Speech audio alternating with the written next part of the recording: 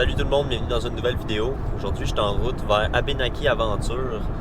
C'est juste à côté de Pierreville. Donc là-bas, il va y avoir le rassemblement de l'association Van Life Québec. Donc c'est le plus gros festival de van en Amérique du Nord. Puis il va y avoir 700 vannes, ce qui équivaut à peu près à 1000 personnes.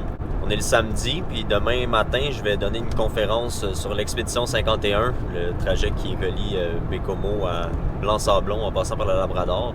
C'est la même que j'ai donné au Van Life Fest l'année passée. J'étais un peu stressé, mais comme ça s'est bien passé la dernière fois, il n'y a pas de raison que ça se passe mal cette année.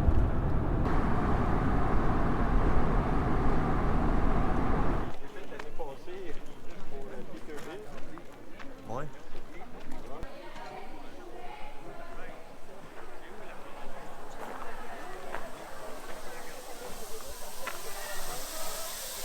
Ouais, fait que c'est cool, c'est bien sympathique comme place. On a un bon spot juste sur le bord du chapiteau.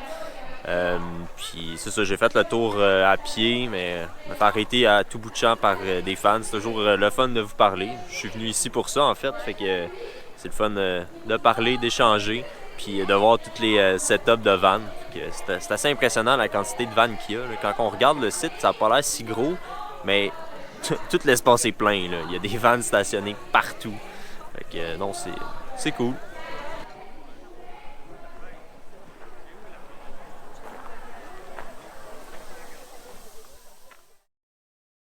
Vous pouvez visiter le mur. Je sais pas s'il y a des visites guidées qui se donnent maintenant. Dans la fois que je suis allé, il n'y en avait pas, mais ça se peut qu'il y en ait maintenant. Fait qu'essayez de checker ça, ça peut valoir la peine. Mais sinon, à l'intérieur du mur, il y a des pancartes explicatives sur l'histoire de Fermont, sur la construction du mur. C'est assez intéressant pour vous pouvez comme vous faire une visite guidée par vous-même. Puis c'est assez fou, j'ai parlé à un gars qui a grandi là-bas quand je suis allé, puis il m'a dit que quand il était jeune, il a eu un nouveau prof à un moment donné qui venait de Montréal, puis qui n'avait pas l'hiver.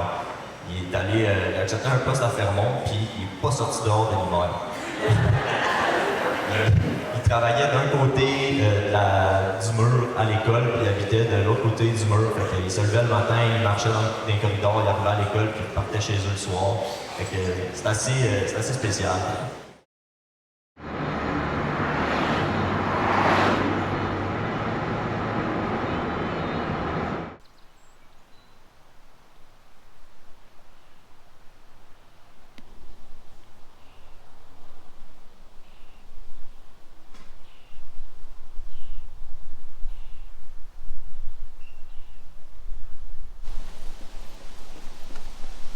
En sortant d'Abénaquis Aventure, le camping où on était pour le festival, on a décidé d'aller visiter le musée des Abénaquis à Odanak, qui est une communauté Abénaki juste à côté de Pierreville.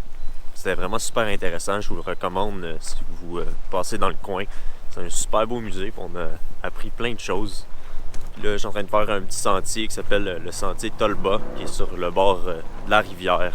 Tolba, ça veut dire tortue en Abénaki.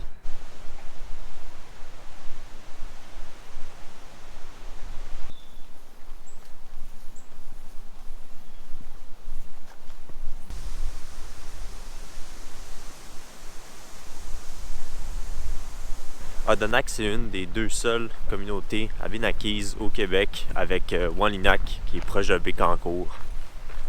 Aussi, une chose que j'ai vraiment aimé, que j'ai apprise au musée, c'est que quand on voit des 8 dans des mots écrits en abénaki, ça se prononce un peu comme un mélange entre un on puis un an.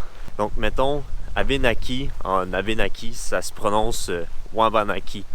Ça s'écrit W8 Anaki.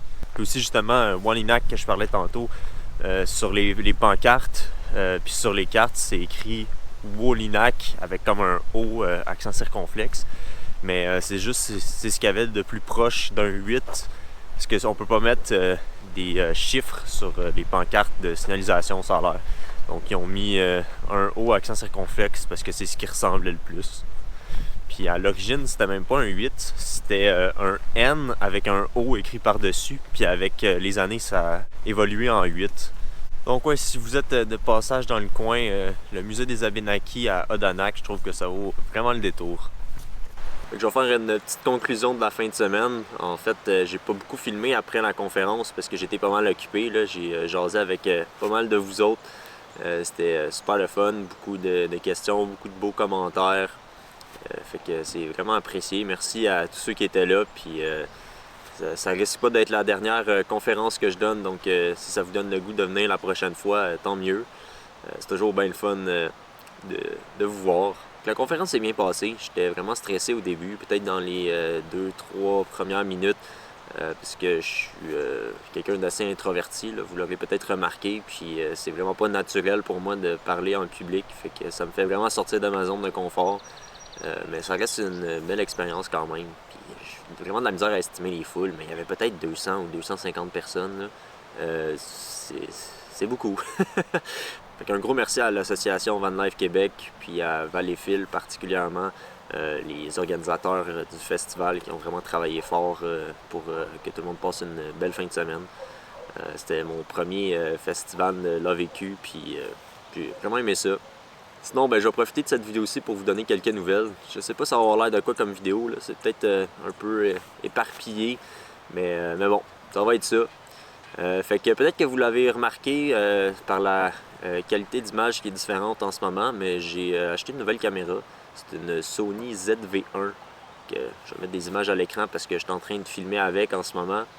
Je vais pas complètement remplacer ma GoPro par cette caméra-là. Je vais utiliser les deux conjointement. La GoPro est géniale pour à peu près 85-90% du temps. Mais il y a quand même des situations qui me gossaient avec la GoPro.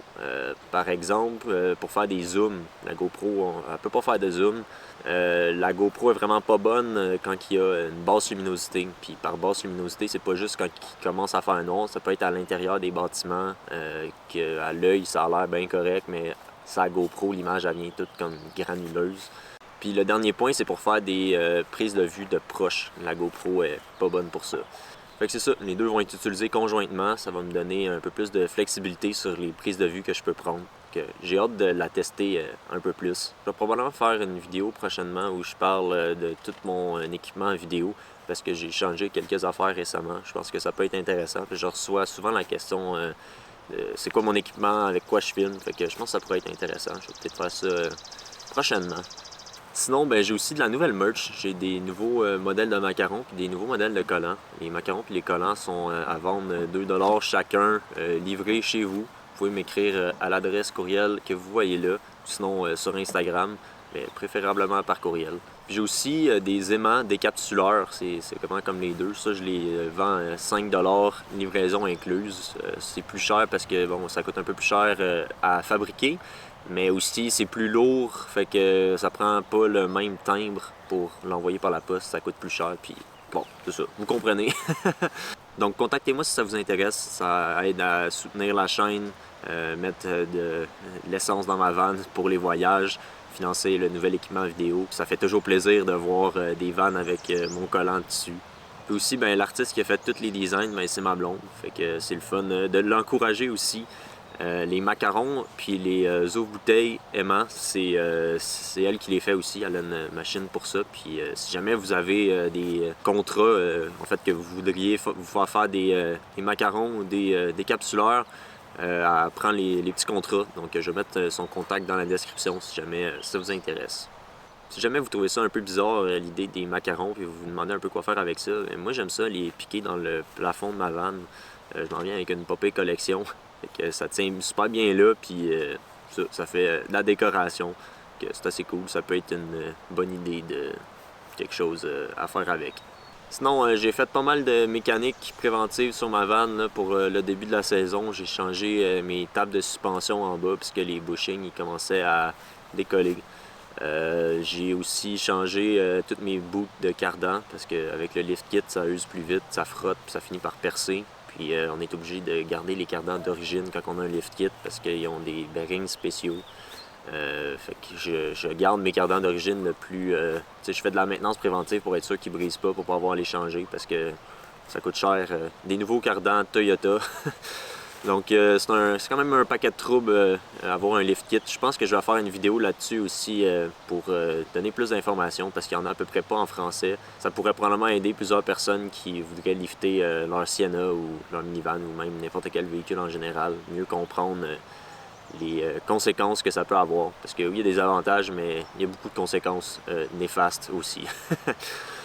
Sinon, ma prochaine vidéo, ça va être sur Saint-Pierre-et-Miquelon. J'ai aucune idée quand est-ce que je vais réussir à sortir ça. Ça va en être une grosse. Je suis pas 100% sûr si je vais la séparer en deux. Mais je pense que ça va être une seule grosse vidéo, un peu comme j'ai fait pour la mine Renard. J'ai pensé peut-être la séparer en deux, mais finalement je l'ai gardé tout en un parce que je trouvais que c'était vraiment un tout, puis ça pouvait pas se séparer en deux. C'est un peu pareil pour Saint-Pierre-et-Miquelon, fait que ça va probablement être un autre 35-40 minutes. J'ai commencé le montage de ça, mais je suis vraiment pas très avancé, là. Il me reste encore plusieurs dizaines d'heures à mettre dedans. Donc ça va sortir au courant de l'été à un moment donné, mais j'ai aucune idée quand. Sinon, je manque vraiment pas de stock. J'ai à peu près 6-7 vidéos de filmées que j'ai jamais montées encore. Donc je filme plus vite que je monte. J'ai un road trip complet dans le Maine que j'ai fait en 2024, puis que j'ai à peine eu le temps de commencer à monter. Fait que ça va peut-être être la prochaine série qui va sortir après Saint-Pierre-et-Miquelon. Sinon, je vais refilmer d'autres stocks cet été, évidemment. Je suis pas convaincu encore de mon prochain road trip, ça va être où. Mais je pense à la Bay James puis la Trans-Taiga. C'est une de mes deux options. Ça fait des années que je veux le faire, depuis en fait 5 ans. Puis ça n'a jamais donné, soit que c'est le temps qui manquait ou les fois que j'aurais pu, finalement il y avait trop de feux de forêt, les routes étaient fermées. J'espère que ça va pouvoir fonctionner cette année. Sinon, j'ai un autre plan aussi qui me tente pas mal, ce serait de retourner au Labrador. Je voudrais refaire une vidéo à Fermont, peut-être aller refaire plus de randonnées dans les monts Wapishka, les monts Grou, aller en faire une nouvelle, parce que j'ai fait 2 fois le mont Arfan, mais je n'ai jamais fait d'autres. Ça va dépendre de si mon genou récupère. D'ailleurs, ça va mieux, mais c'est toujours pas revenu à 100%. Je connais mes limites, fait que j'ai moins mal facilement. Je fais encore, je vois une physio, je fais beaucoup d'exercices, puis j'espère que ça va continuer à s'améliorer. Sinon, pour revenir à ce que je disais, c'est ça, j'aimerais ça filmer dans les monts Wapishka, à Fermont, puis retourner au Labrador, faire les routes autour du réservoir Smallwood. J'y ai été brièvement les 2 fois que je suis passé, mais je suis pas allé bien loin. En fait, le réservoir Smallwood, c'est le réservoir de la centrale hydroélectrique de Churchill Falls. Il y a 88 digues autour du réservoir, puis il y a des routes de service qui passent sur ces digues-là puis qui vont plus loin. La route fait pas le tour complet du réservoir, mais il y a comme une route qui part de chaque côté. J'aimerais ça en faire au moins une des deux. Ça a l'air super isolé, puis c'est le point le plus au nord accessible par la route au Labrador. Donc, faut commencer à me connaître, c'est quand même mon genre d'expédition.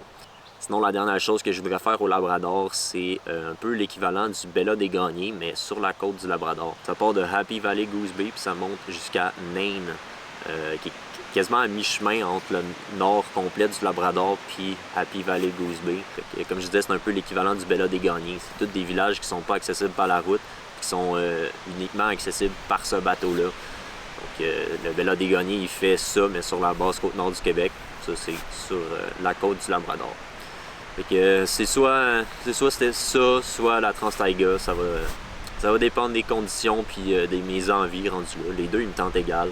C'est vrai que la Trans-Taiga se fait toujours repousser, mais à un moment donné, je vais la faire. On sait pas quand. Fait que c'est ici que je vais vous laisser. Merci d'avoir écouté jusqu'au bout, puis on se revoit dans une prochaine vidéo.